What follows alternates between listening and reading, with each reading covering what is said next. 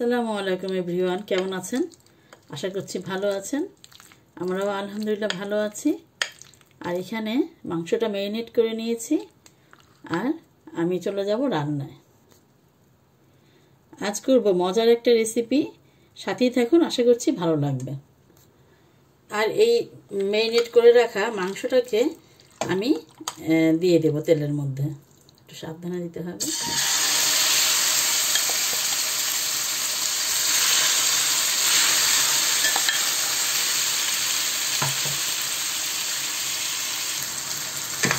এটাকে একটু ভাজাভাজি করে নেব। আর এই রেসিপিটাকে তোমরা নাম দিতে পারো চাইনিজ বিরিয়ানি। একটু ভাজা, একটু কালারটা চেঞ্জ করলে আমি দিয়ে দেব পেঁয়াজ কুচি।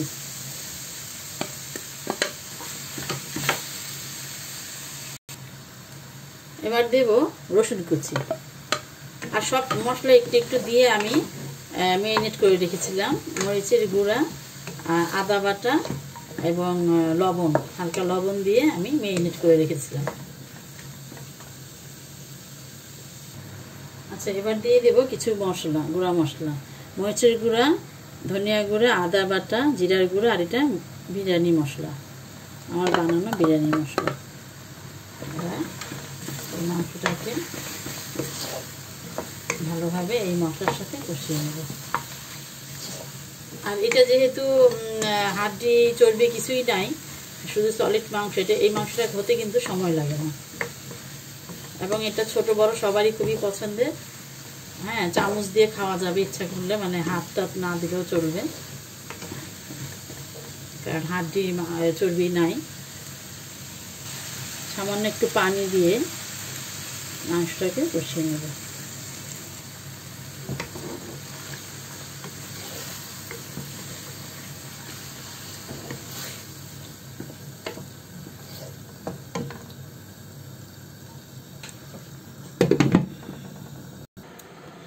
এই দেখো, ফিরে আসলাম আর মশলাটা কষানো হয়ে গিয়েছে।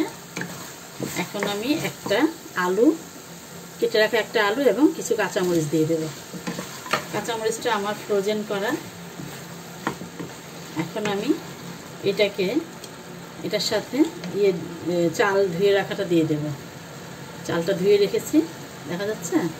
এখন আমি চালটাকে ধুয়ে ঝরিয়ে নিয়েছি আর কি, দিয়ে দেব। ঝটপট, মনে করো এটা হচ্ছে চাইনিজ বিরিয়ানি। অনেক পছন্দের রেসিপি হচ্ছে বাচ্চাদের বিশেষ করে, এবং বড়রাও কিন্তু অনেক পছন্দ করে। এভাবে ছোট পিসে করে না থাকলে ট্রাই করে দেখতে পারো।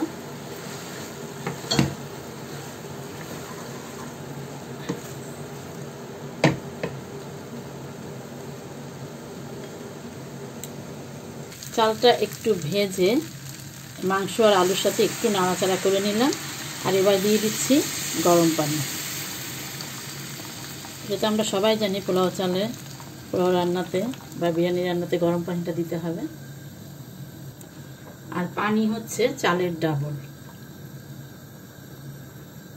এই তো সব কিছু আমি একত্রে এবার ভালোভাবে মিক্সড করে এখন এটাকে ঢেকে ফুটে ওঠা পর্যন্ত অপেক্ষা করতে হবে। ফুটে উঠলে আমি ধিম আঁচে রান্না করে নেব।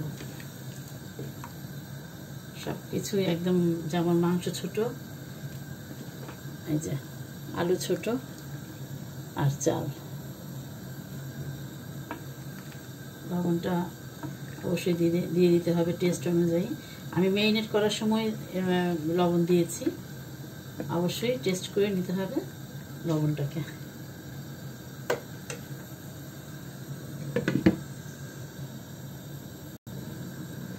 এই যে দেখতে পাচ্ছ ফুটে এসেছে। এর মধ্যে আমি একটু আমার গরম মশলাটা আরেকটু দিয়ে দেব, এবং আর দিয়ে দেব আমার বানিয়ে রাখা ঘি একদম। এবার আমি এটা ধিমা আছে বসিয়ে দেবো। এখন ভালোভাবে ফুটে গিয়েছে, এবার বসিয়ে দেব। ঘিটা মিক্সড করে নিলাম।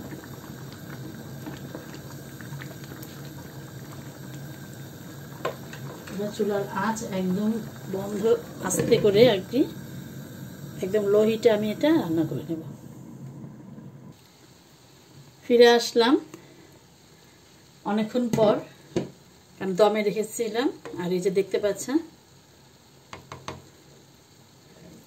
আমি এখন এটা নাড়া দিয়ে দিচ্ছি। এই যে একদম, এটা কিন্তু একটু ঠান্ডা হলে ঝরঝরা হয়ে যাবে।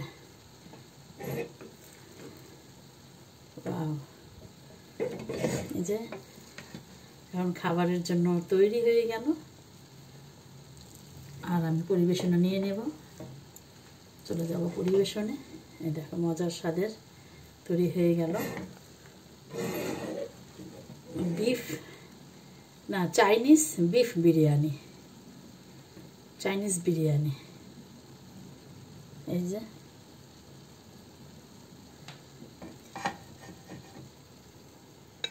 পরিবেশনের জন্য রেডি, তৈরি হয়ে গেল চাইনিজ বিফ বিরিয়ানি।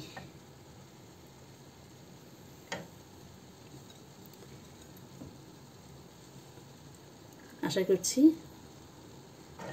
ভালো লেগেছে। আর ছোটদের তো খুবই প্রিয় একটা রেসিপি। আজ এই পর্যন্তই, আবার কথা হবে অন্য কোনো ভিডিওতে। সবাই ভালো থাকুন, সুস্থ থাকুন। আল্লাহ হাফেজ।